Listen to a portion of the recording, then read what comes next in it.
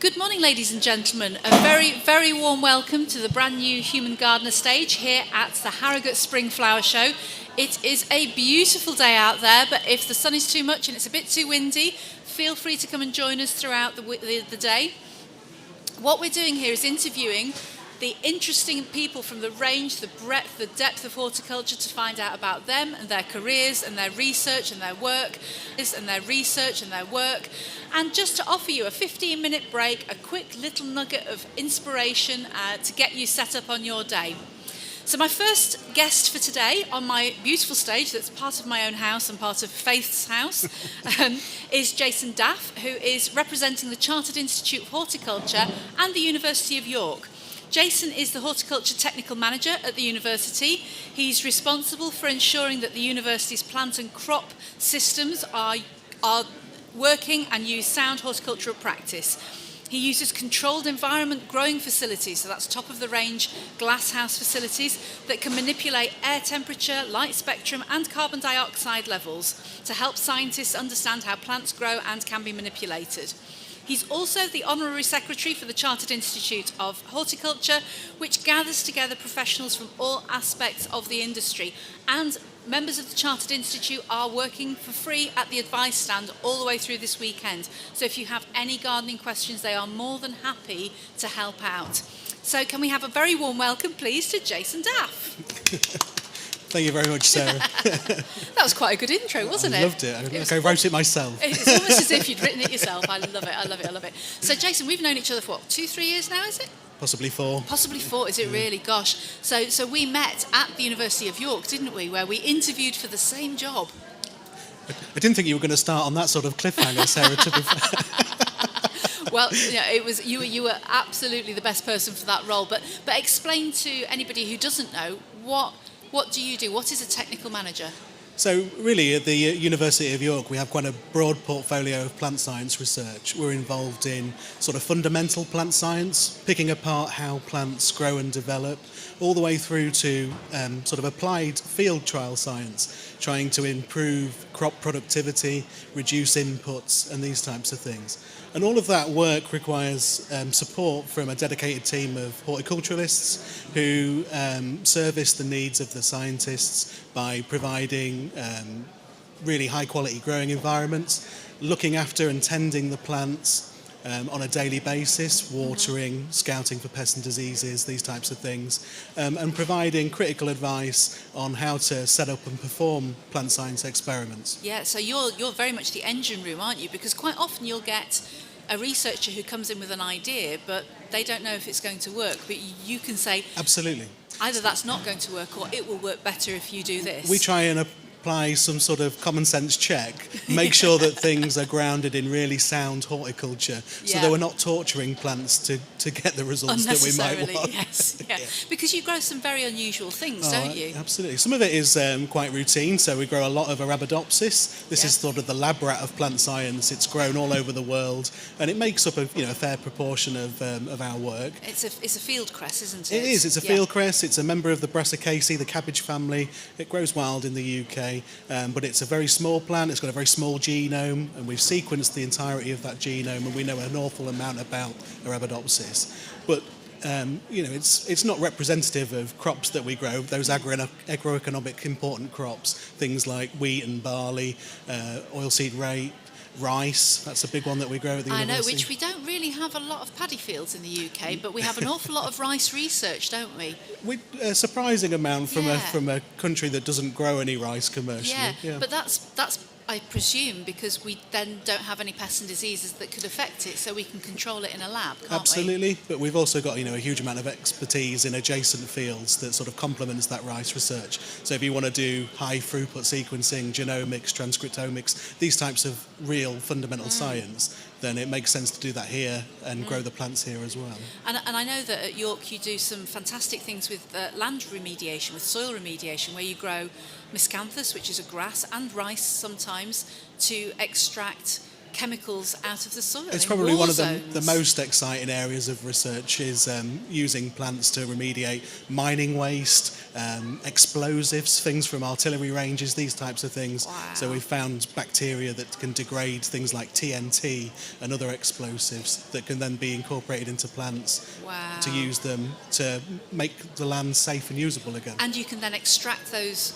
components from the plant when you harvest it as well, can't you? So you can actually clean up the soil and then reuse or reappropriate the heavy metals. Yeah, or the, things or- like nickel, gold, and other heavy metals. Wow. There's evidence that could be a viable solution in the future. So what you're saying is we could grow fast-growing grasses to mine gold and nickel and heavy metals out of the soil rather than digging holes. Possibly.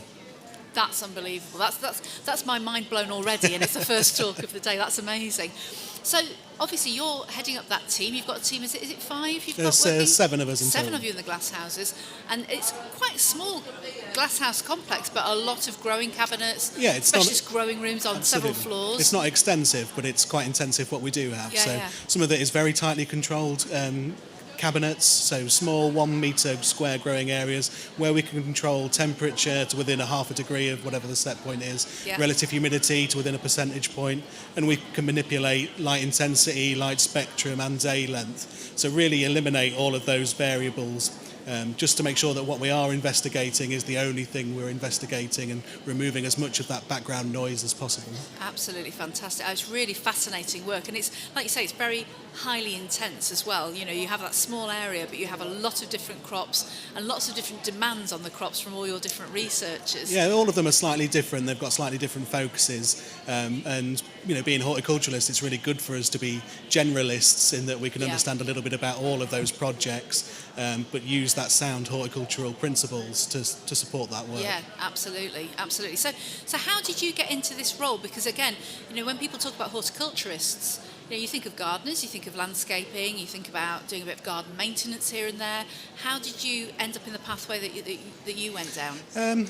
Well, going back to early childhood, I suppose it started with my grandparents. My grandparents were gardeners, vegetable gardeners especially, and that's sort of sparked an interest in how to grow vegetables, but not for any sort of aesthetic or even taste. It was more of the process of learning to grow something, learn to grow it better, optimize it. Yeah. And I think that's sort of what appeals to me.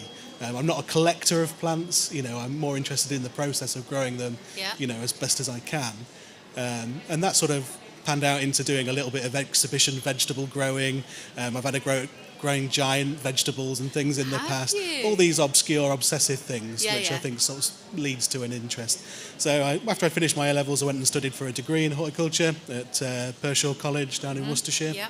And obviously there's a lot of science in that course. I did a dissertation which was very science heavy, and I thought I quite enjoy this as a sort of day-to-day activity that I could be involved in. So when I left there, I went and I was lucky enough to get a job with Syngenta, Yeah. which is one of the sort of major agrochemical companies in the world. I worked there for 7 years working on herbicide research. And that's when I first started growing weeds professionally. so They're actually really hard to grow, are weeds. I used to have a collection of pots with different weeds in for a weed ident test, because I thought at least I know where they are. I don't have to go and find them. And I could never keep them alive because I cared for them too much. well, weeds have evolved strategies to avoid being In pots. Yeah, the worst thing they ever could do would become domesticated, Yeah. and be our pets. So they really want to avoid that. But I was growing weeds for herbicide testing for rice and sugarcane and soybeans, as well as all of the crops that we grow in the UK. So I did a little bit of travelling, South Africa and places, collecting wild weed populations to then cultivate back in the UK for the research. Amazing, Yeah. amazing. So you then ended up working. You were the head of the glass houses at. I went to Cambridge? the Sainsbury Laboratory at the University of Cambridge, Wow. and I had 5 years down there. Again, a similar role to York, high-end science, but Yeah, more yeah. fundamental plant science, looking at Arabidopsis mainly. Yeah. So, the move to York has mean I'm growing a more diverse range of plants these Yeah. days, which is ultimately more interesting for us as Yeah. horticulturalists. I do remember though the first time I met you, you went, they've got rice here as well. Because it's quite hard to grow. Oh, absolutely. I mean, in the summertime, when you're in a greenhouse and it's 35 degrees, and you're a chap of ample proportions like I am, I mean, you don't want to spend a lot of time in there in the middle of the day. No, and we both work in commercial glass houses now, don't we? And I have the same challenges. It's like, why do you want to get to work for 5 a.m? Because I need to finish by 2 because it's too hot. And, it can be really cold outside and it's blistering. It's beautiful in the hot. winter time. It's lovely. You go to work wearing a T-shirt. I mean, what a privilege that is. And under all those artificial lights as well, we never sort of suffer from seasonal affective disorder or anything like this. No, absolutely not. Although sometimes the LED lights can play with your eyes if you're tired. When you then go do some microscopy later, it can be quite challenging. Yeah, I mean, we're still under a lot of sodium at York, Okay, so yeah. it's not the most efficient lighting but warm. system, but it's warming. But warm.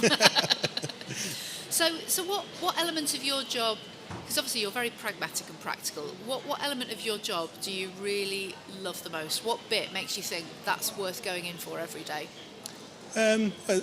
Horticulture, presents us with different challenges every day. You're working with biological organisms which, aren't cooperative all the time. They like to throw up a problem for you every now and again. And it's all of that problem solving which keeps the interest, keeps you stimulated, gives you cause to go out and research and learn something and then come back and apply it. And, I can't think of a more stimulating job than doing what we do, really. Absolutely. And every day is different because the plants haven't yet read any of the textbooks, and they certainly haven't read the labels that you get in the shops either. No. You sort of go, oh, well, that won't grow here, but nobody's told the plant that, and it's amazing seeing how they operate. Well, the pests and the diseases definitely haven't either. Pests and diseases have definitely not read the label. That's absolutely true.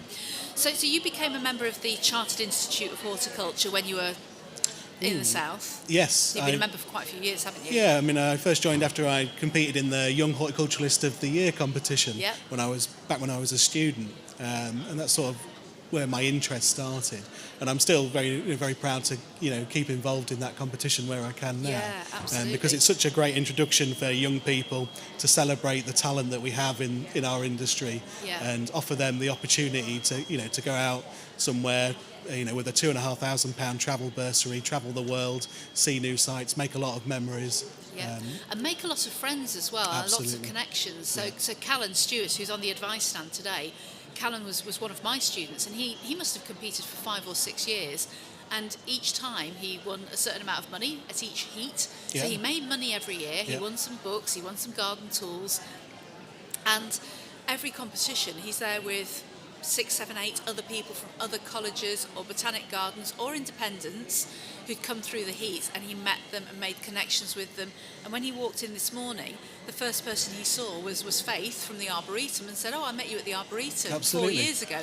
And she said, I remember you. And they follow each other online, and that's how you build up your network. Those connections you make as a student are really important further down the line, because it is such a small world as well. Yes, and it's open to people of what age? Up to 30. Up to 30. So you could, in theory, you could apply and take part from the age of 16 all the way up to 30 and do it every single year. Yeah, absolutely. And build up your confidence and your experience and knowledge, which is phenomenal. Absolutely. It's we're about to hold the national final at the University of Warwick in May, first weekend in May. Yeah. And that will be the culmination of this year's competition. Yes. But we'll launch it again at the end of the year for people to get involved for the 2023 competition. Yeah, so the local heats are normally January, February time, aren't they? And then the regionals are a bit later, sort of March, April, and then you have the final in May. And it's always in an amazing garden, amazing setting somewhere, isn't it? Yeah, I mean, last year we went up to Logan Botanic Garden up on the west coast in Scotland. We had it here 2 years ago. We did, absolutely. Yeah, actually just before lockdown. That was the last one before lockdown was here. So, as well. You get to some fantastic places and meet some fantastic people. Absolutely fantastic. And again, it's such a great way of supporting the youth in horticulture and so they know there's an association there who's there to look after them. Absolutely. And we're grateful to all of the people that sponsor that competition. There are so many tremendous national and regional sponsors, not least the Percy Frower Trust, who Yes. sponsor that travel bursary Yeah. of £2,500. And the Flower Show here sponsor part of it as well, so the North of England Horticultural Society. Absolutely. And the colleges, Stockbridge Technology Centre as well Yeah. in the north of England. Yeah. Lots of garden centres regionally as well Yeah. sponsor the competition. Oh, it's fantastic. And it's all run by volunteers because it's all horticulturists who are members of the CIOH. Absolutely. Who make the questions up, who invigilate, who are Yep. question masters. And they do it because they love doing it. They love supporting these young Absolutely. people and that talent. Yeah. Absolutely. So that leads on to my next question, which is, why is it so important to have an institution like the CIOH? Why is it important to be a member of a group like that as a horticulturist? Well, as a horticulturalist, we know the value of horticulture. We know the value of what we do, the impact that the crops and the spaces that we maintain and design have on human health and well-being. And being part of a learned society or professional organisation like ours really, helps galvanise and cement that feeling, so that we can promote the profession of horticulture to the public, and that we can increase the professionalism of those working in horticulture. Yeah. So a big part of membership is having your skills and experience assessed to be Yeah. eligible for membership. So it's a way of confirming that you've reached a certain point in your career, that you're worthy for membership. And it also shows your commitment to continuing professional development. Every day is a school day in horticulture, and we learn a lot from each other, from talking and visiting different places. And this is just a way of formalising that intention as well. Yeah, and this year's the first year I've not volunteered on the advice stand because I'm doing this, but what I've loved about it is obviously I'm with my peers, with interesting people from different elements of horticulture. Absolutely. So there's glasshouse growers and chemists and arborists. It's really that full gamut of So you meet- horticulture. yeah, you meet Growers, them all. gardeners, journalists, researchers, teachers, Perfect. anybody involved in an allied horticultural profession Yeah. can be eligible for membership. Absolutely, yeah. And I might visit a garden or a nursery, and I might pick up something that they're doing that then I can apply back in my own Exactly. establishment. And I've used the flower shows and the advice stand as my CPD, my continual professional development, for years, because it's a really good barometer. And I remember Graham Porter, who's on the stand today. Graham and I were talking to somebody about chafer grubs in their lawn in Wetherby, and then somebody else came up, and we realised that this was actually a notifiable problem, and we notified DEFRA and said, this is a problem. They located it to some brand new turf that had been laid at the local golf club, and the chafer grubs had just annihilated. We'd never seen anything like it. This guy showed us a video of a square of his lawn that he could just lift up, Really? and he counted over 100 of these chafer grubs in an area of 30 square centimetres. It was unbelievable. Yeah, it can be a good barometer of It's a what the fantastic pests barometer, and because I could problems then are go this back year. and tell my 200 students that year, this is something to watch out for, this is a pest and disease that's a problem this year, and we could then give advice. And we know when there's peach aphid or what have you, or a wilt on something, we know to tell people about it. And we speak to Hilary from the Northern Fruit Group, and we all share that advice. Absolutely. Yeah. Which is fantastic. So what, going forward, what would you like to see at the Chartered Institute? How would you like to reach out to the next generation who are coming through? Well, we've just made a big commitment towards our student members. We're very proud to offer free membership to all students of horticulture, whether they're full-time, part-time, FE, HE, apprentices.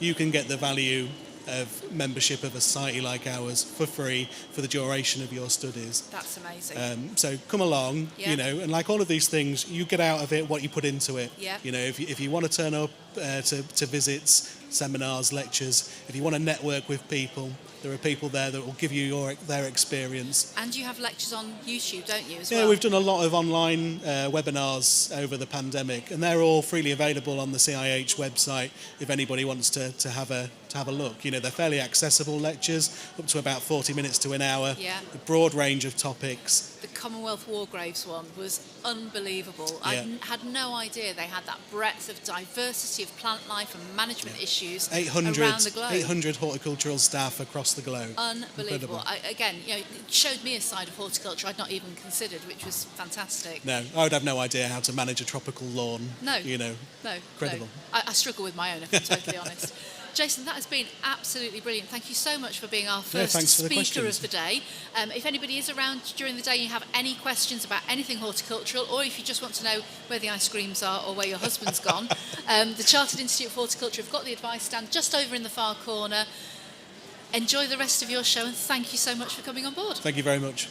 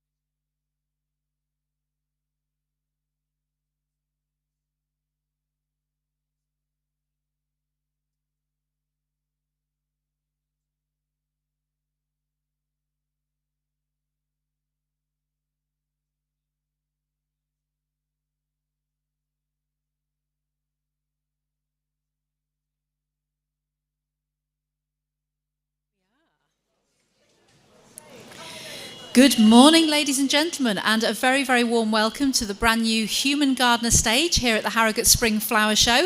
I'm delighted to see you all here. What a gorgeous, gorgeous day to be in North Yorkshire. It makes me glad to be alive. My name is Sarah Owen Hughes. I'm a professional horticulturist, or plant botherer, for those who don't know what a horticulturist is. And I'm here all weekend, or the whole week, with Faith Douglas, who is a curator at a local arboretum. And we've decided to bring together some of our most interesting friends and colleagues from the breadths and depths and reaches of horticulture for some very quick 15-minute interviews. So you're resting your legs, have a little change of scene, learn something new and amazing. This is all going to be on Instagram Live and on YouTube, so you can watch it again later and then go on around the show and continue shopping until your feet fall off. So my second guest of today, I'm super delighted to have here. He's someone I've been following with great interest for the past 5 years since he started his current role. This is Ben, who is the head gardener of the inspiring, amazing, perfect York Gate Garden, regularly voted the world's best small garden.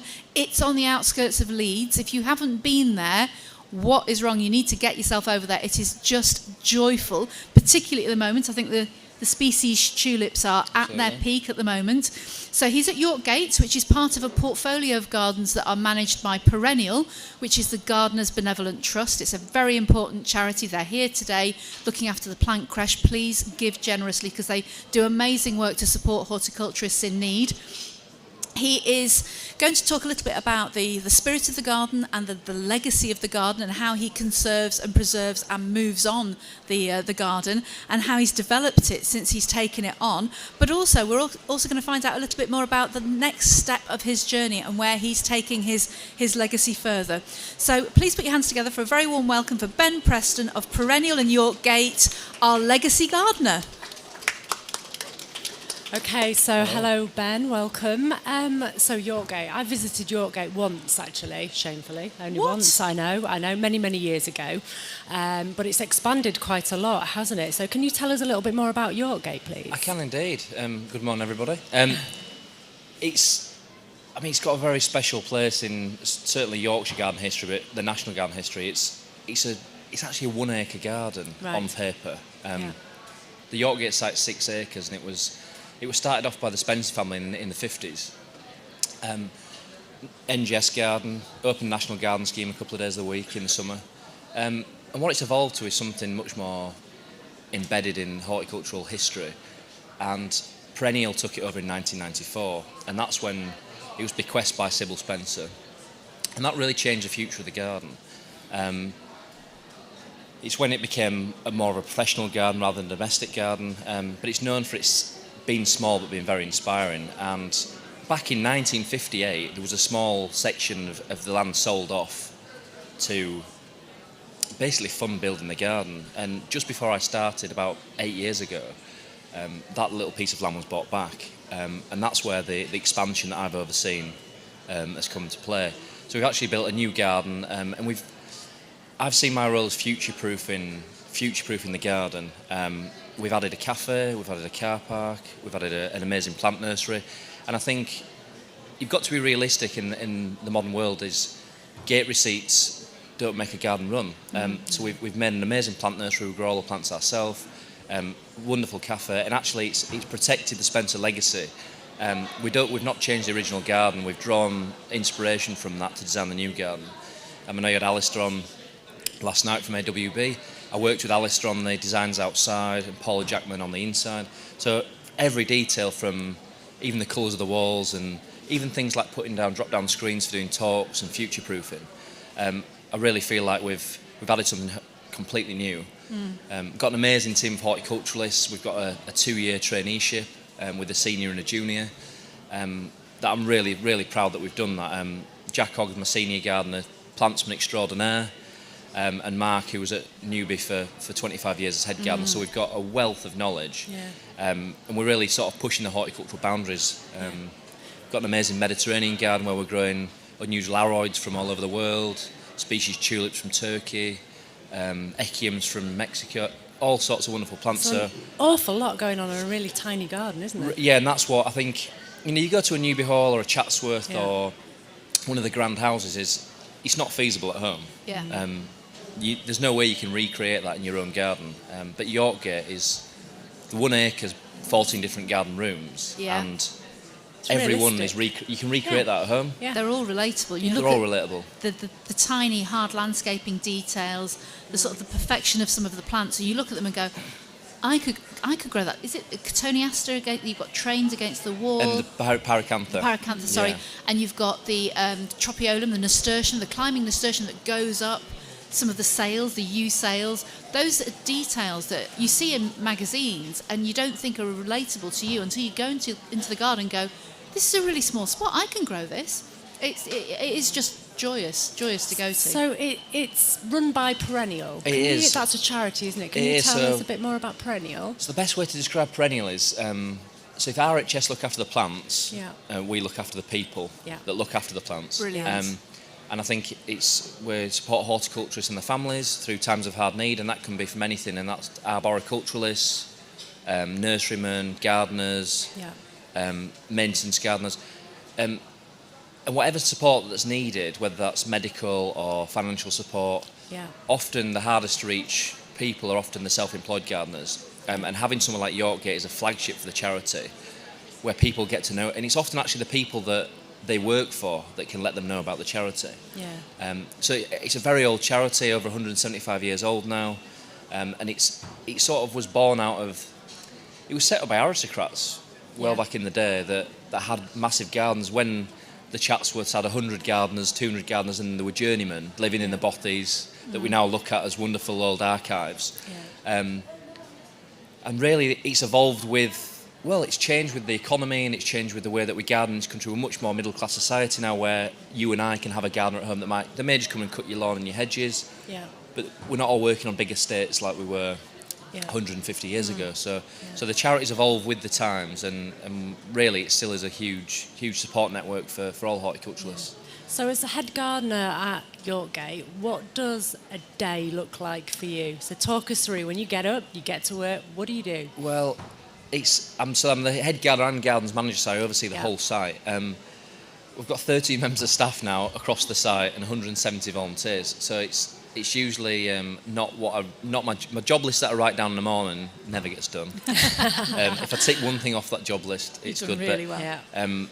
we all actually, every so inspired, the garden team, it usually starts off at about 7:15. Before we all start, we all sit down and have breakfast and a cup of tea together. Oh, nice. It's Absolutely. almost become this work ethic of, we start work at 8 o'clock, but nobody wants to miss out on the plant chats. Yeah. So Yeah. people start getting earlier and earlier, and we all sit down and have our porridge and our cups of tea and basically just chat about plants till 8 o'clock. It's important, I think. Yeah. That's It is. that connection, that community that you need to have. It as your really is, and team. it's an inspiring team scenario, and it Yeah. forces, it keeps us on our toes, to be honest. Yeah. Yeah. So usually, so start off in the garden, very plant-heavy chats, and then then we're into the garden. We distribute, because it is broken up into all these different rooms, and we have volunteers in the garden. We'll talk about a job list for the day. I'll definitely have emails to answer and finance, so all the sort of the intricate officey bits. So I'll probably spend about 2 days in the office and 3 days in the garden. Yeah. But as I said before, there's so many things going on in the garden. There's so Yeah. many different rooms. Yeah. And it suits my personality wonderfully, is that we don't have to cut hedges for 3 weeks. Yeah. If 3 of us cut the hedges at Yorkgate, we do it in a week. Yeah. So there's that repetitive nature that sometimes can come with the bigger jobs. Yeah. So it's really, really varied, and you can Yeah. learn absolutely everything in the small garden, Yeah. Even something like Sybil's succulent house, a tiny 6x4 greenhouse, which anybody could have in the back garden, even in a yard. Yeah. And it's crammed to the rafters with unusual plants. Yeah, absolutely. So Jack looks after that, and we have woodland gardens and, as I said before, sand gardens. So really, really, really varied. So it's a very varied day every day. No day's Yeah. the same. What's your most favourite part of the garden? It's a difficult question. In fact, all my favourite bits are the bits that I don't look after. I tend to look after the borders. Successional planting design's my thing, but I love the dell. The dell it goes through the most change through the year. Obviously now all the leaves are just starting to come into leaf, all the trees just starting to come into leaf. So it goes from this amazing open setting that's got a huge collection of snowdrops, and then we get the real treats, the Meconopsis, the Trilliums, what else have we got? Glaucidium palmatum from Hokkaido in northern Japan. We've got these amazing plants from all over the world that work in this woodland setting, and there's water constantly running through there. And then when it comes into leaf, it goes into sort of like green texture overload, and that's when it takes on a whole different guise. Yeah. So that's probably my favourite room in the garden, and Jack actually looks after that. So it's nice to wander through there and not have to worry about it too much. So a little birdie told me that you've got a new venture. This little birdie was this lady sitting here next to me, but you've got a new venture coming up, haven't you? That sounds quite exciting. So I've been at Yorkgate 5 years this August, and I've always had an itching passion to have my own place. And a wonderful site came up just before Christmas, a 7-acre site in Hewby, just in between Harrogate and Leeds. Which was actually a show favourite. It's Joe Maiden, who was a huge veg grower and a real character at the show some years ago. He was a real part of this flower show, as Joe is. Maiden, So and BBC Radio Leeds. Huge radio show that had a big following in the 80s and 90s. He really unfortunately passed away 5 years ago. And the site anyway came up for grabs last year. Me and my partner have decided we're going to go solo, and we're setting up our own plant nursery. And I'm going full time from August, and we're opening next April. So we'll be in the hall selling plants this time next year. Yeah, but we're growing plants from all over the world, unusual irises, anemones, corydalis, and then we'll move on to the more unusual herbaceous stock in the summer, and then a real big collection of ornamental grasses. I think there's a real chance to bridge that gap between the plantsman's garden and the gardens of like the Udolphs and the Dan Pearsons. I think unusual plants and really good plant design is something that we're going to work hard on. So we're also going to be running lots of courses, teaching people how to do things like bulb chipping, apple grafting, hurdle making, and we do a lot of work with woodwork with woven hazel and willow. So it's the whole package really. We're going to we're getting pigs in to clear the site, a little bit of the good life as well. Fantastic. So you're really going from one legacy right to another, aren't you? Really? Yeah, and it's the nursery at Cliffbank, it's been there even long before Joe. It's been a nursery for a good 100 years. So in fact we were walking through the woods. So there's 3 acres of land and about 4 acres of woodland, and we were walking through late last night through the woods, and we found an old copper watering can there's a stream that runs in between in the land. I mean, it might have been there for 60, 70 years. Had a tree grown out of it, and it's this amazing sort of, who knows where it's come from, but there's a bit of legacy there, finding these amazing old tools, and there's little snippets of what's gone by. I really hope you're going to bury a few really nice things for the next gardener Absolutely. to find, both at Yorkgate and at Cliffbank as well. Yeah, and it's a really, Yorkgate's, I'll always have a very special place in my heart. For me, it is one of my favourite gardens, even though I work there. And I think it's really, it's one of the best gardens in the north of England. So I'll still have a very close connection with the garden, and it's really important it's been a really important part of my growing as a gardener and as a horticulturalist, and learning from my peers, and actually being able to, I've been writing for magazines and going to do talks. It's really it's become a really important part of my life, and moving on to Cliffbank will be that next phase. Ben, I could talk to you all day, because, as you know, it is my favourite garden, and I absolutely love spending any time in Yorkgate and any opportunity to spend time there. So I will be seeing you in the next few weeks. I will come over because I want to see the tulips. But in the meantime, thank you so much. A big warm thank you from Harrogate for Ben Preston, our legacy gardener. Thank you.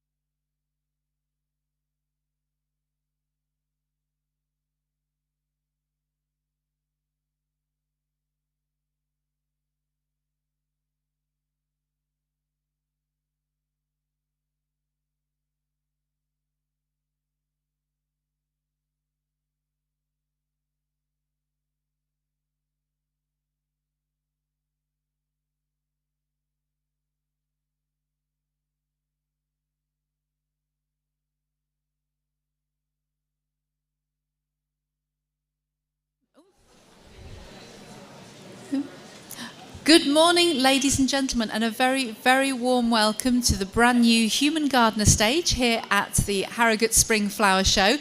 My name is Sarah Owen Hughes. I'm a professional horticulturist, and along with my friend and colleague Faith Douglas, who is a curator at a local arboretum, we have curated ourselves, we've gathered together some of the most interesting people from the breadths and depths and widths of horticulture to talk about the people behind the plants, the people behind the industry, and to give you a lovely insight into something different and hopefully inspiring. So each talk is 15 minutes long, so you can come in, sit down, take a break from all the shopping, and then wander around and enjoy the rest of the show. All of these talks are going to be on Instagram Live and then on YouTube as well, so you'll be able to watch them again when you get home and get you all excited for your next visit to the show next year or in the autumn.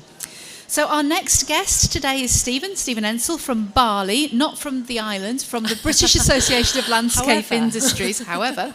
And he is their education officer. He promotes landscaping careers in schools and colleges nationwide. He's worked in horticulture and landscape for over 25 years, starting off working in retail, in horticultural retail.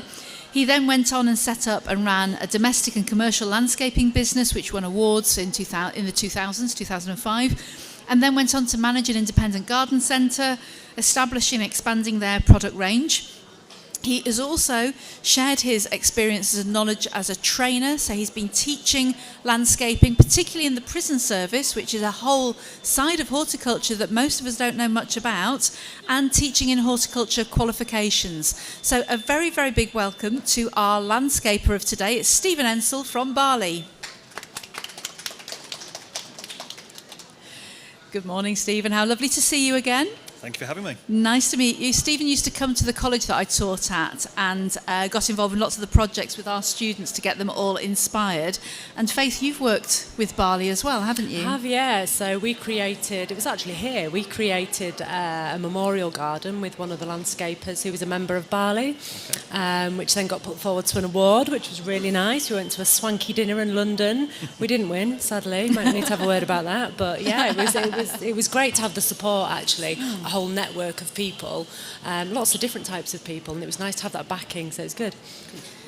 So tell us first of all, Stephen, about your job role. What is it that you do exactly with Barley? Okay, so it's a brand new role, or was a brand new role when they employed me to do it as the education officer. And one of the things we were trying to look at and to understand is to encourage people into the industry.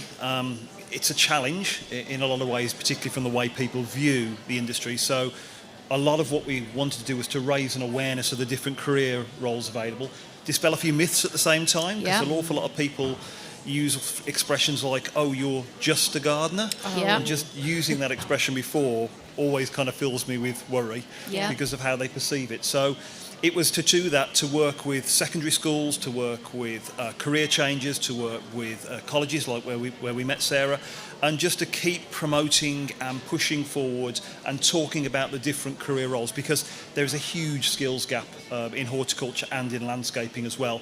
So we're just looking to kind of promote it to a lot of kids that are leaving school that it's never been on their radar before, so it's finding a way of doing that. And we do that in a number of different ways, obviously. I'll never forget a student turning up one day at college who was 16, and I said to him, because he didn't seem particularly interested in the plants, which is fine, but he was fiddling around with some paving slabs, and I said, so why are you here? And he said, well, I just want to drive a white van and I'm too thick to be an electrician. And my heart broke a little bit, because he thought that being a landscaper was the only option for him, because he felt he was too stupid to do anything else. And there's always a place for people at a labouring level in any part of industry, but actually you get some incredibly bright, motivated, highly qualified people who make a hugely successful and lucrative career as a landscaper. Absolutely, because it ticks so many boxes, and because it's such a diverse range of skills that a landscaper will have. So, and that's not discrediting people that are maybe like brickies, but they tend to focus in on a particular area of the construction industry. Whereas landscapers particularly will be filling up their knowledges with a range of skills, which means it's never boring. Absolutely, And the creative, practical, hands-on people love it. And what's exciting is that I can go in and I can sit amongst a group of kids and I can find out what they're interested in. and I can guarantee whatever their interest is, their favourite subject, I can find a route in, if you like, into landscaping and horticulture, because we represent so many different areas, don't we? You know, whether it's the sciences, the maths, geography, English even, they're all skills that are going to be brought into the industry. So whatever their interest is, we can find something in the industry for them. Yeah, and I think increasingly as well, people are realising that it's not always about sitting behind a desk or working from home, which has happened to a lot of people over the past couple of years. The landscapers that I know have had the busiest 2 years of their lives because people want to invest in their garden, want to work outside, and it really helps that connection with nature as well. Even if it's mixing concrete and laying paving slabs, it's a problem solving, it's dealing with customers, it's being outside, it's managing your own time, and there's a huge freedom in that. It's a very creative job. Yeah, absolutely. And I always find it interesting that, you know, even when I talk to a group of kids at school and I'll say to them, and they might turn around and go, I don't know whether it is for me, I'll always say, do you know what, we'll probably get you later in life, we'll get you as a career changer. When you've done something you don't want to do, you end up coming back and doing something you do want to do, you know, from that point of view. So tell me about the initiative that Barley has set up called Go Landscape, because that seems to be the real driving force behind this information gap that you said we need to bridge, we need to get the skills going, we need to resurrect and get more people into the industry. How has that come about, and what does that do? So that came up through two of our board members had an idea to go and to put together a careers initiative to promote the industry, because it was the same question that was coming through from Barley members. So Barley is made up of nearly 1,000 landscape contracting members, and when we're kind of talking to them each year, the one thing they're saying is we're struggling to recruit. You know, workload is huge. Our landscapers now are pretty much booked up until the winter, early spring next year now. So if you haven't booked your garden now for a contractor, you may struggle to get one. And so they're saying, look, you know, we want more people to come. So the initiative came out of the back of that to say, well, what's Barley going to do? I pay my membership each year. What are you doing to help me fill my skills gap? So the initiative was born out of that. And we started with secondary schools because we felt it was an area to catch them just as they're choosing their GCSEs, to sort of raise awareness of the kind of careers that they could do. Schools, bless them, are very, very driven towards the academic routes. And that's not to say that we haven't got academic routes into our industry, but we also wanted to talk about the vocational routes as well and say, look, don't forget these are some routes that are equally valuable depending on the person. So we very much wanted to go in and talk to the kids, find out what they were interested in, and then be able to advise them on the different routes that they could choose. That, you know what, if it is the academic side of things, there are degrees and things you can go off to do in horticulture and botany. But if not, have you thought about apprenticeships? Have you thought about some of the college courses that are available and go and work directly? Because not everyone is geared up to go into do a degree, and we just wanted to make sure that all the pathways were represented. And we're very excitedly as well, just in these last couple of weeks, launched our initiative with primary schools as well. So we put together a huge range of resources to get them that little bit younger and sow the seeds of the idea a bit earlier. Well, that's fantastic, because if you speak to any of the gardeners here, you say, when did you start gardening? They nearly always say, we had a garden at primary school, or I was gardening with my grandparents. And actually, again, the amount of students that I encountered who were doing landscaping, you'd say, so I had a neighbour who was a landscaper, or my dad was a builder, and I subbed for him during the summer holidays, and that's how they've got into it. So that's fantastic if you're getting into the primary schools, because that's literally sowing a seed, isn't it? It is, absolutely. So tell me a little bit more about Barley as a membership. So what are the members? And what does Barley do for them, and how is Barley important? Because, you know, there's people here who may be looking for somebody to landscape their garden, and why would they choose a Barley member over anybody else? Okay, so it's an association that's been going since the early 70s, and the association is not just a membership association. The contractors that join the association will be going through a vetting process, a really, really rigorous vetting process, so that we'll be looking at to make sure that if we're recommending them to do work, that they are appropriate of doing that. Landscaping, cast your mind back a few years when we used to get, you know, all the programs where they used to kind of sneakily film people doing it, all the rogue kind of trader programs were often filled with people that professed to be landscapers that really weren't. And so we went through a tough patch where people were very cagey about who they were going to employ. So one of the things we do is to kind of vet those members that are coming in, so that when members of the public come along and say, can you recommend a landscaper, we can look at our association and go, yep, this is the local people in your area, and it means then that they can be assured that they are receiving a good service, and if there is a problem, we've got them covered because we've got a dispute resolution service as well. And so what it does is it hopefully raises the standard within the industry, and that's what we're all about, is raising the standard to make sure that people are getting a quality job done by the contractor or the designer, whoever that might be. And your contractors, your members are vetted regularly as well. It's not just a one-point check. And you have awards as well for brilliant gardens that they've built. They submit to you through the year and they get assessed and judged. So you know if you're getting a Barley certified landscaper, they have been vetted regularly. Yep. They are encouraged to share their best work with you, and it's celebrated and shared within the industry. Yeah, absolutely. And that's what and that can be anything from, a garden that's a few £1,000s up to 10, 15, 20 million pound gardens. That's the range of the members that we have. And it's also understanding as well that they offer a range of services. It could be maintenance that you're looking for. It could be, a private back garden. It could be a commercial project. There'll be a member of some sort that can tick the box. Just the challenge is now is that if you look up and get a member locally, they're just so busy and so booked up. Yeah. And that's why we're desperate to get a few more people to join the industry. Yeah, fantastic. So what's the best part of your job, other than obviously coming to Harrogate on a sunny day during the Easter holidays away from the kids?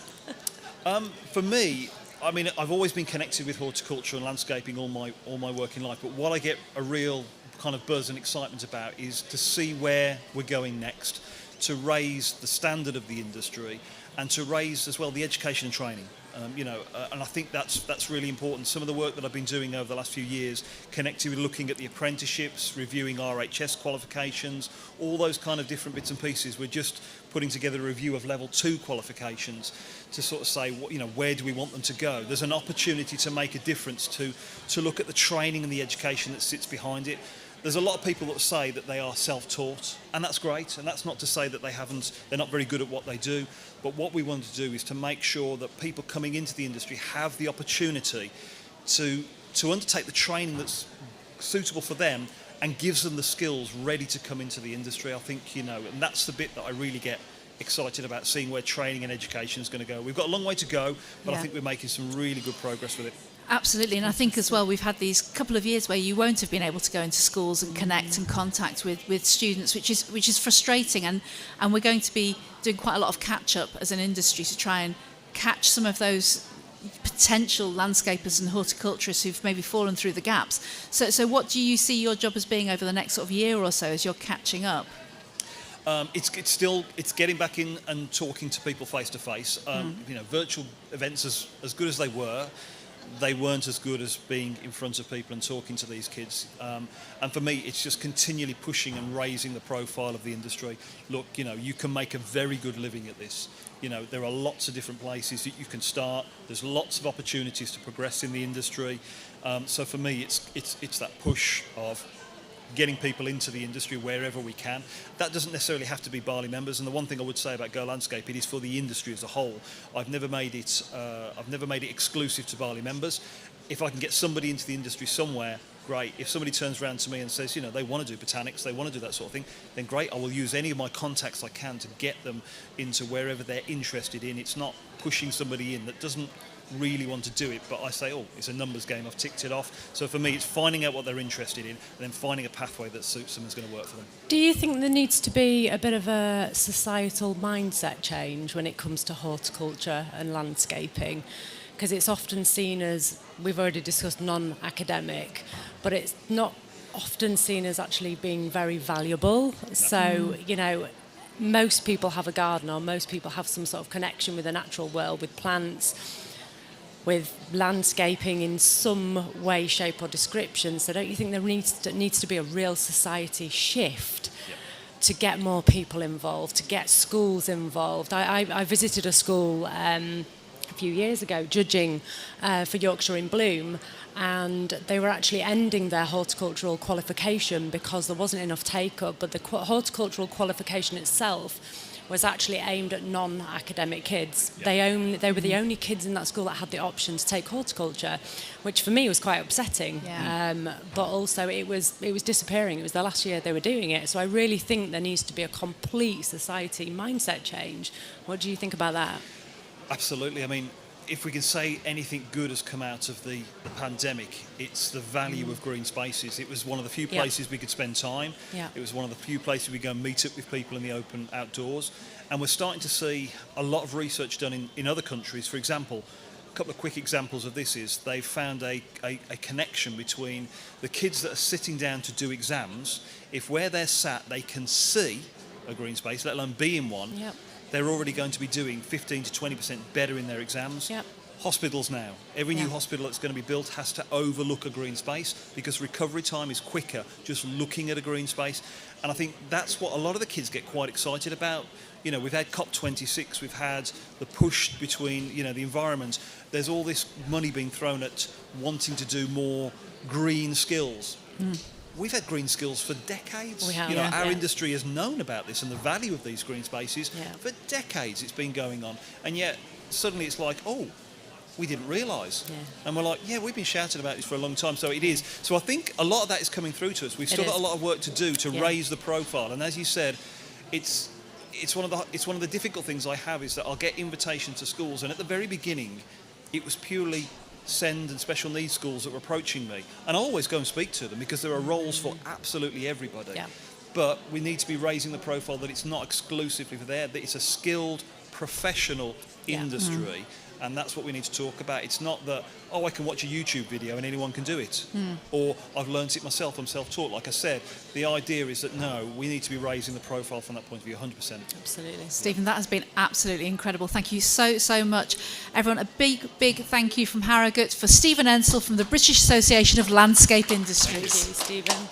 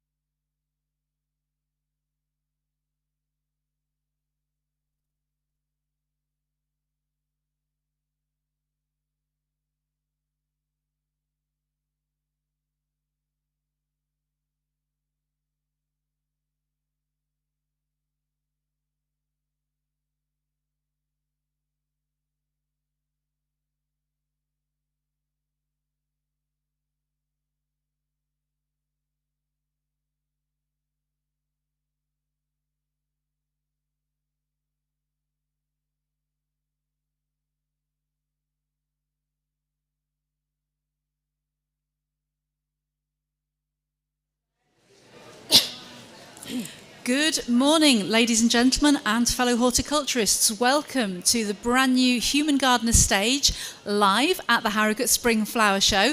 My name is Sarah Owen Hughes, and I haven't seen the sunlight today. I got here very early this morning, so I hope you're enjoying it on my behalf. I'm a professional horticulturist. I've been a gardener for 15 years. And I'm here with my great friend Faith Douglas, who is a curator at a local arboretum. And we are bringing the very best of horticulture to this stage, so you can have a 15-minute sit down and we will talk to people from the breadth and depth and width of horticulture to find out about the people behind the plants. Now, I know I'm going to sound a little bit like a crazed plant lady here, but I'm happy to sit with this because I have followed our next guest online for 15 years. So Ruth Mann is a phenomenal plant researcher, plant scientist. She is now the head of integrated research at Integrated Crop Technologies at Agri. She spent the past 25 years researching the management of pests, weeds and diseases throughout the amenity industries. She's a basis amenity horticulture trainer, and she's the vice president of the International Turf Grass Society. And I cannot stress how unusual this is, because I've been at turf grass conferences and shows where there's literally been me and Ruth as the only women in turf.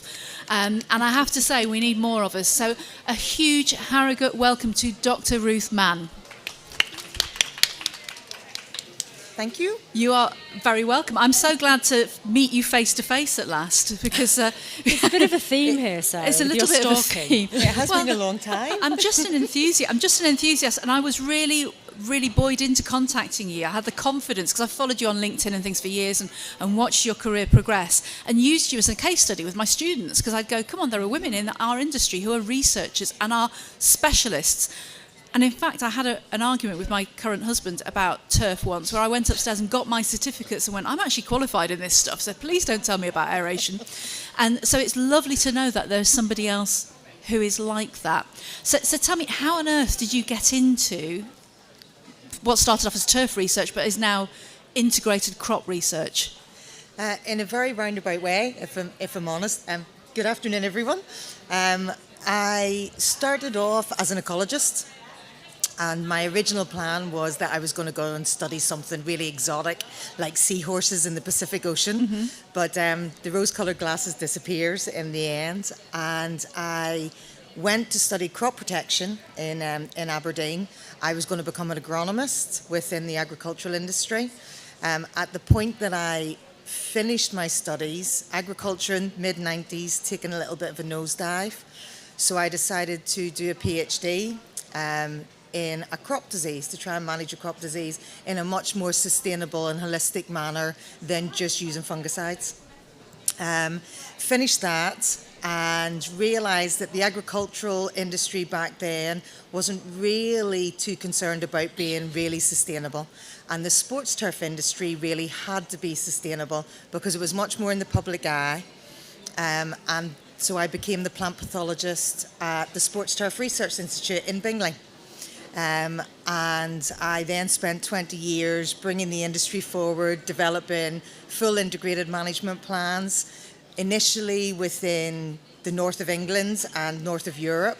And then I set up a research station in Australia to look at warm season grasses in Australia, and then another one in Qatar to look at how we could maintain the World Cup football pitches for the next World Cup.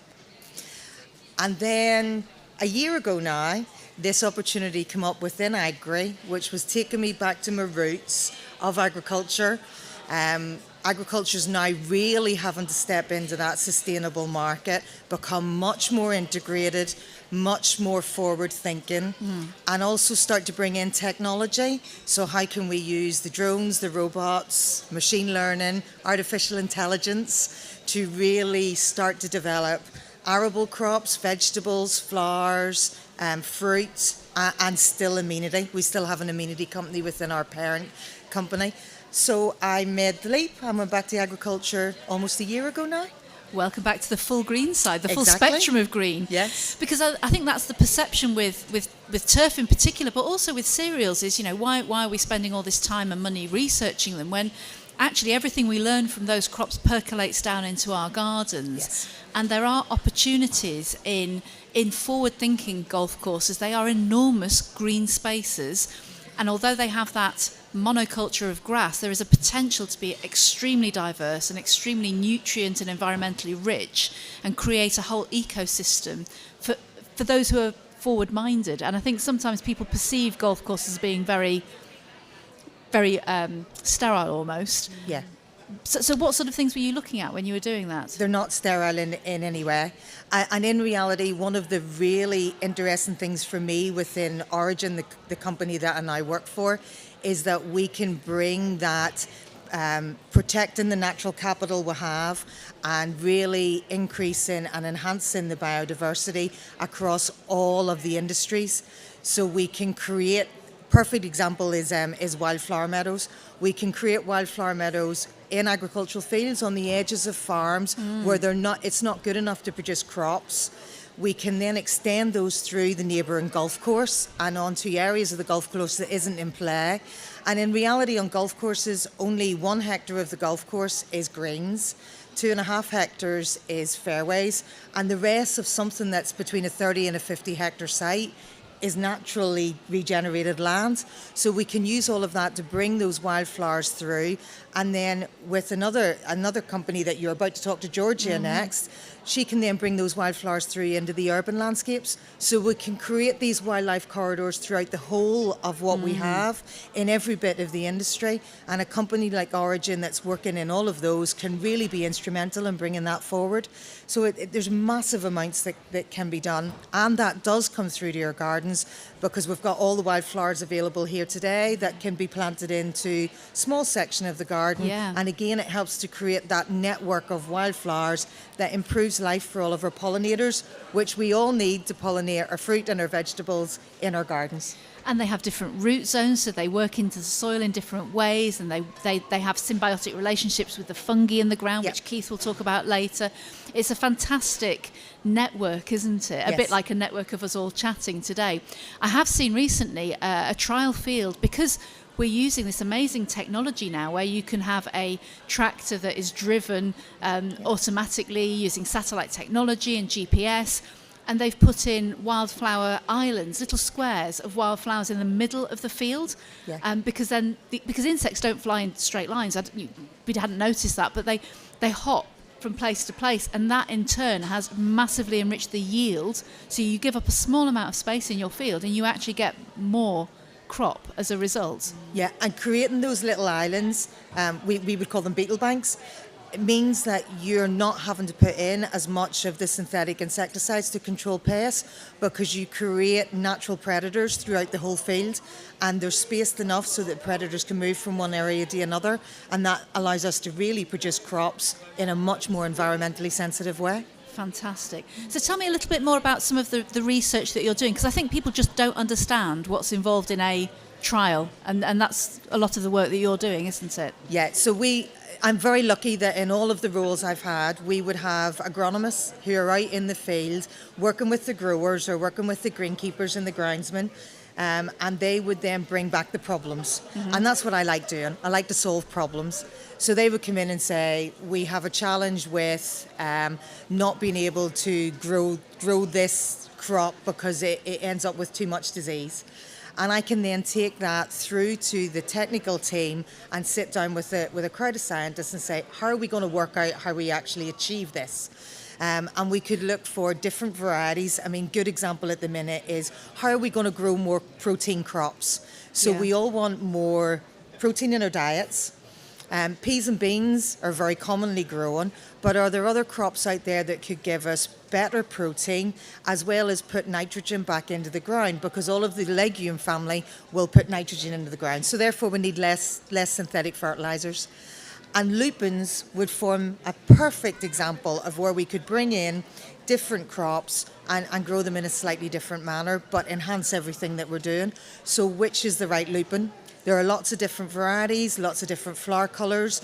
Which ones will grow well in a UK climate, will give us a good yield, but will also be much more sympathetic in how we manage them. So we're not bringing in crops that need a lot of inputs and pesticides.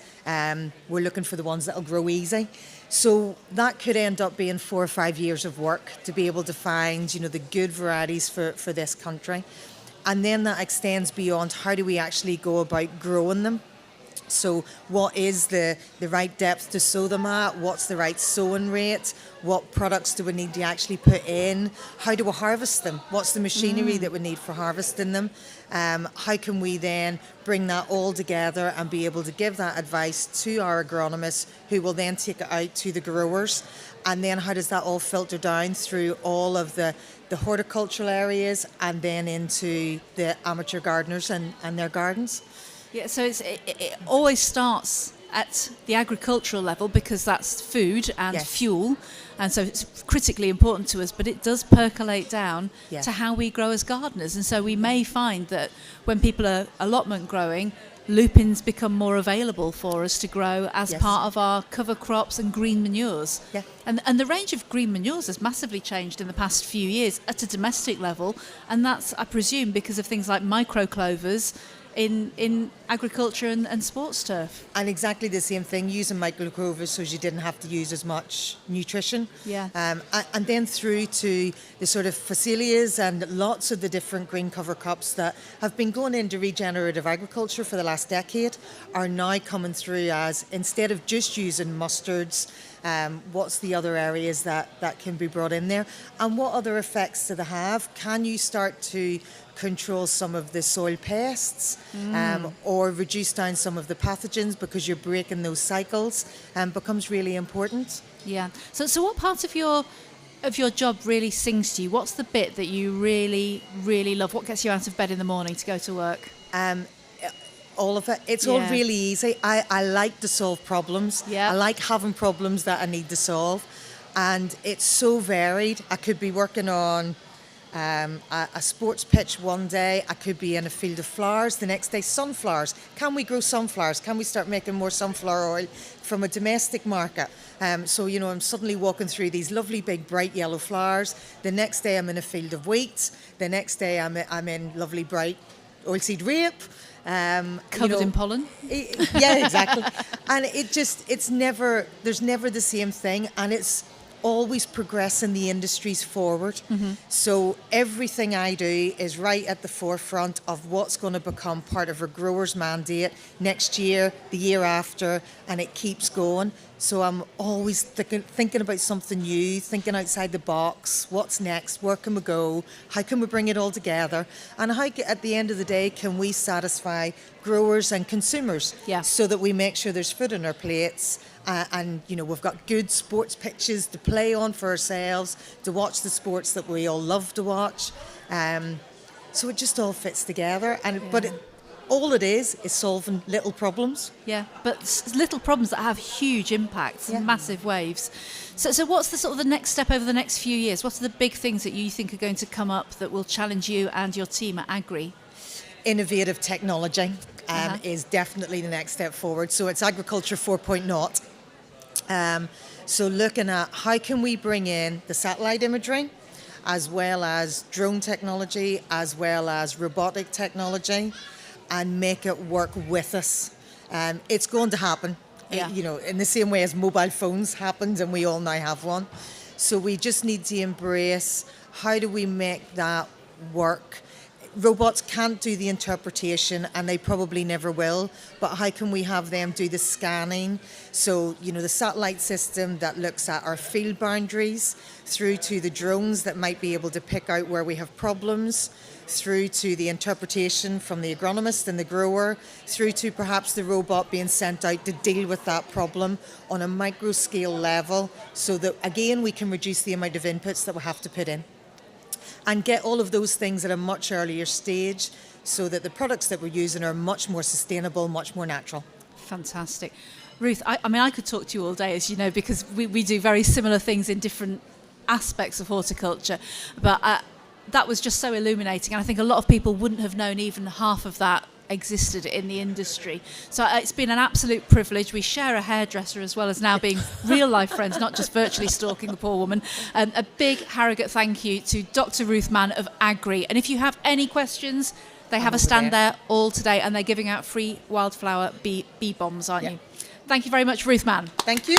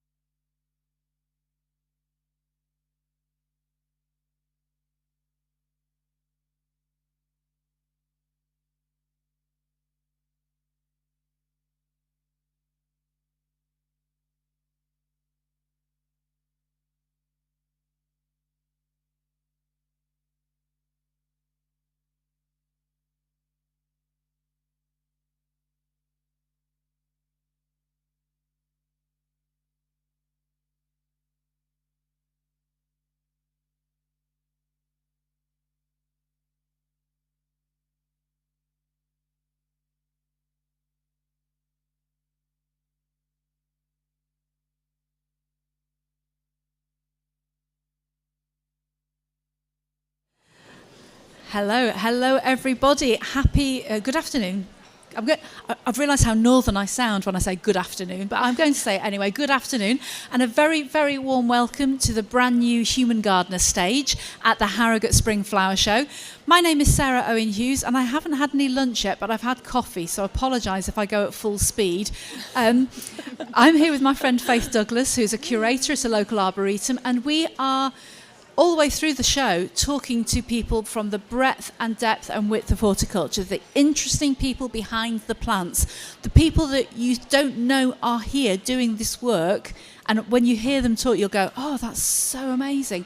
And if it enlightens and inspires you, or just gives you 15 minutes to eat your ice cream or drink your coffee before you go and spend more money and find the gin tent, that is fine by us. This is all going live onto Instagram and YouTube, so you can watch all of the chats later. And we hope that it just gives you a little bit of planty food for thought. So my next guest, I'm always excited, as you know, Faith. I'm very excited about my guest. Always excited is the magnificent Georgia Gilbert. Georgia, I first met when she came to study a degree in horticulture with me at a local college, and she has literally blossomed since then. She's gone on to much, much bigger and better things. I knew I was going to love teaching her because she had her own allotment and was really into infusing gins with her parents. And we've been to Spain on study tour together, haven't we? You've been out to Cyprus on study tour. And she is now a wildflower expert for John Chambers Wildflowers. John Chambers have a 35-year history of supplying native British-produced wildflower seeds and mixes to the landscape and garden lovers of the world. They're a leading authority on native wildflower seeds. They are based just across the motorway, the other side of the A1, and they distribute a wide range of products that protect and enhance our environment. So a huge Harrogate welcome, everyone, to Georgia Gilbert, the wildflower specialist. Thank you. It's great to be here. I'm Hey very up. excited. Hello. Welcome to our living room. It's very comfy. These chairs are great. This is quite literally our living room. It is. Smashed together. We literally went round, raided our love living rooms and popped everything on the Maybe stage. interior design is your next move. I don't know. Oh. Yeah, because we've not got enough on that, have we? No, not at all. So, Georgia, lovely to meet you. Tell us about your job role within John Chambers. So my job role, my job title technically is a technical wildflower sales advisor. So it can be anything day to day, from talking to people on the phone quite a lot about their projects when they're wanting to introduce wildflowers, and it can be anything from sort of small back garden areas to then acres of fields, people that are converting. Being asked to talk up, yes, move it closer. People that are sort of turning paddocks into wildflower meadows, or it could be in urban environments. So when you've got your roof gardens in your cities, that sort of stuff. So it's a real range of people that I speak to day to day. A lot of architects, garden designers, but then just people from the public as well who are wanting to convert their lawns into wildflower meadows. So, Sarah said you were a student of hers, but Yes. how exactly have you ended up working with wildflowers? So There was an advert, wasn't there? There was an advert in her final year, which I might have emailed her and said, this has got your name on it. Really? So, oh, right, okay. Basically, yeah. It was. I've always had an interest in flowers. My dissertation was on the sort of cut flower industry. cut flower industry. Hadn't really looked into the wildflower industry as such. I think it's a smaller part of the industry, but actually it does a lot. And saw the advert, so went for it, and here I am. Sort of 2 years later. So why are wildflowers so important? There's a lot of talk about wildflowers. We're seeing them more and more within the landscape, within towns, cities, roundabouts. They're appearing all over the place, aren't they? Absolutely. Why do we need them? So we, as the UK, we've actually lost 97% of our wildflower meadows. A lot of that was to do with sort of the food production after the war. We lost a lot of land, and John Chambers himself was one of the sort of founding members of the wildflower industry. He realised that we were losing our native species of flora and fauna very, very quickly, so needed to do something about it. So he started the business. It's not owned by John anymore. John sadly passed away this year. 2 weeks ago, yeah. So Green Tech now look after it, and we work to basically create those areas, enhance the areas, introduce species into areas that are already have things there but need a little bit more, or it might be creating a new meadow completely. But they're so we need to get those areas back. It's a massive amount we've lost. They're obviously massively important to our pollinators. Just all those corridors between highways, the urban areas. You know, you imagine we have these massive concrete blocks. There's nothing there. There's no food sources for all of our pollinators. So we really need to get back into even creating small areas like landing stations. Are massively important for our pollinators, for our bees, our butterflies, just the whole ecosystem really. The more species you have available to different insects, the better the ecosystem tends to be. We have quite a lot of wildflowers at Thorpe Perrow in the Arboretum. Yes. There's areas that we just completely leave to nature. We don't cut. And whatever grows, which is fascinating to see. And it's always really interesting to see the different things that pop up each year. It's always a complete surprise.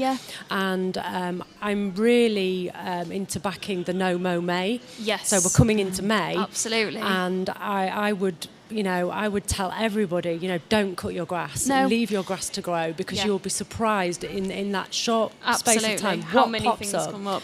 what insects come and visit you. Yep. And it's just such a nice surprise each year, because it's different every year, isn't it? Yeah, I think we're very used to having our manicured lawns, our stripes and our grass, but actually having a month where you can just let all those natural flowers pop up and flower, it looks really pretty, and nature will thank you for it. All those bugs, butterflies, bees, especially earlier in the year. Dandelions, always a topic of difficulty, but dandelions are so important. They are such a good source of nectar really early in the year. A lot of people see them as weeds.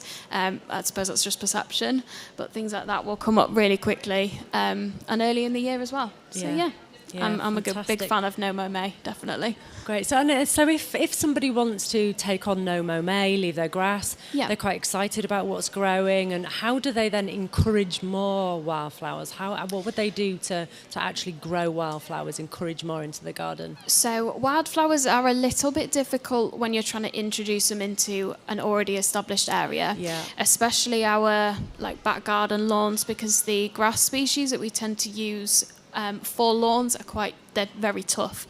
You've got ryegrass in there, and wildflowers will struggle to compete against that. Doesn't mean you can't do it, just takes a little bit of maintenance to get there.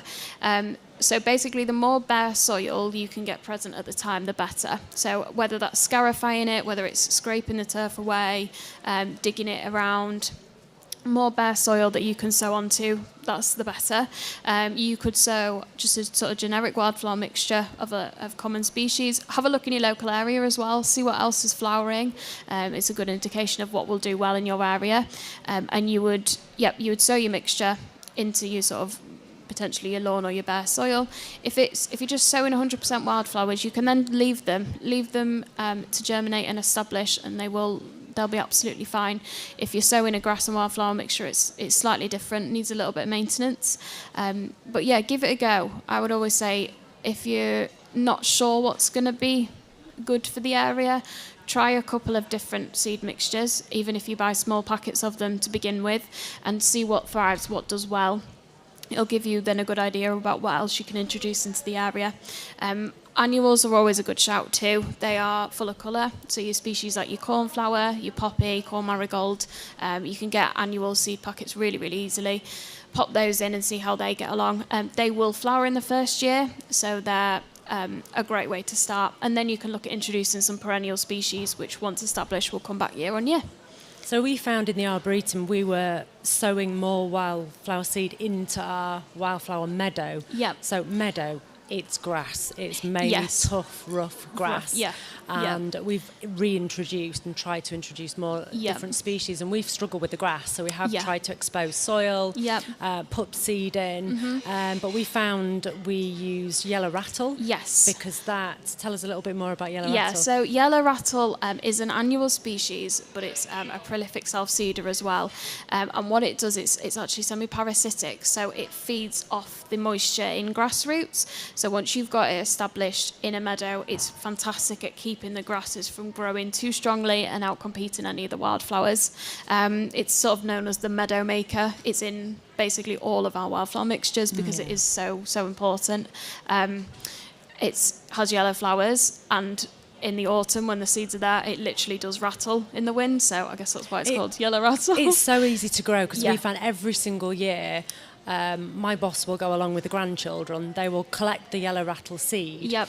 and they will just scatter it, Yeah, and it grows absolutely. again. And Yeah. it's just it's a way of just increasing your flowers. Once isn't you've got it established in an area, it will be there. That'll be it. Then it'll be. And it's a pretty little Very- plant as well. It Yeah, looks it's a bit really like lovely. a yellow dead nettle of some sort, Yeah. doesn't Yeah. it? It's, Yeah. it more than earns its keep, doesn't it? Absolutely. Yeah. No. It's a really important species to have within. So, what is your most favourite part of your job?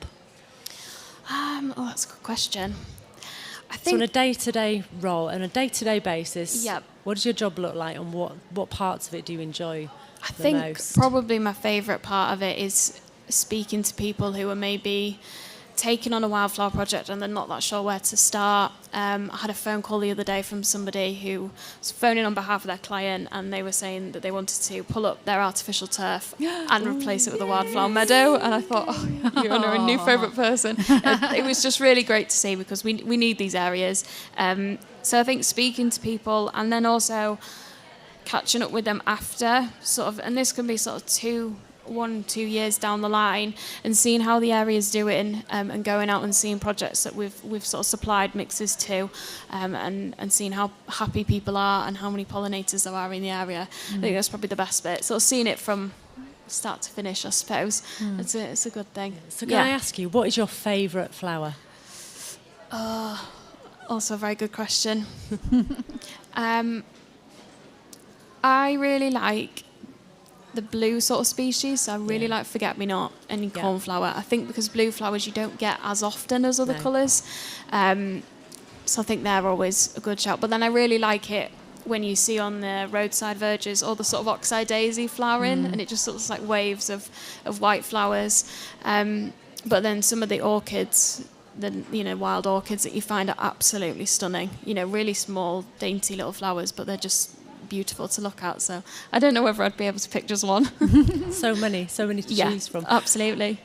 Thank you. It's just like little pops of colour, isn't it? Yes. And that's the other thing we need to train ourselves with meadows. I think the expectation is you're going to get this wild riot of flowers, Yeah. almost like a bedding scheme. But a good meadow, a well-sown wildflower Yep. patch will change throughout the season. You'll get a little Yeah. bit of yellow, then a bit of red, then a bit of blue later on normally. Yeah. And that's about managing people's expectations, isn't Yeah, it? absolutely. And I think that's the difference as well between like a non-native sort of flowering meadow and a traditional native meadow.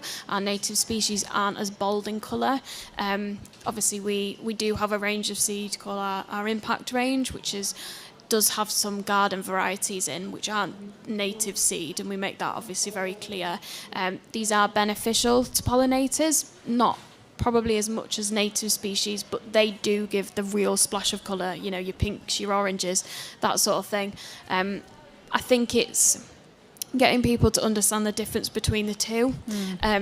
Councils use sort of impact range mixes quite a lot because they do look really good on roundabouts. Yeah. They look really effective, but there's always that, there's a need for both of them, I suppose, but it's making sure you are choosing the right mixture in the right place. We try to bring both into the Yeah. Arboretum because people want to see that wow factor, which Yeah, tends to be more your absolutely. annuals. Yeah, And then some absolutely. years when you haven't got your annuals, it can look a bit, it's not very colourful, it's mostly Yeah. green, but it's still really, really important because Yes, they're still there, absolutely. aren't Yeah. I think they both have their space, sort of within everything. Yeah.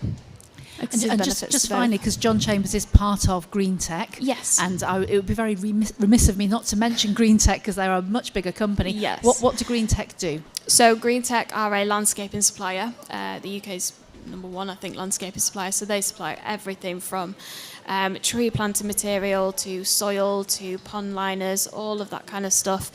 So as a company, we sit really well together in creating habitats.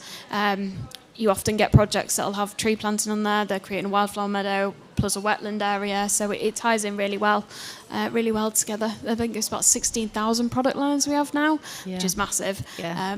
Really big. You've grown massively over the past few years, and will continue to grow because you do it all, but you do it all really, really well, don't you? Absolutely, and we want to, especially in the urban environments too. So we do a lot of sort of urban tree pits, your green roof systems, all your sort of urban environment things. We have a dedicated team that looks after that. So yeah, it's exciting. It's Fantastic. exciting, and we've been so busy. I think everybody really appreciating their green spaces has just absolutely It's been a big accelerated it change. even more.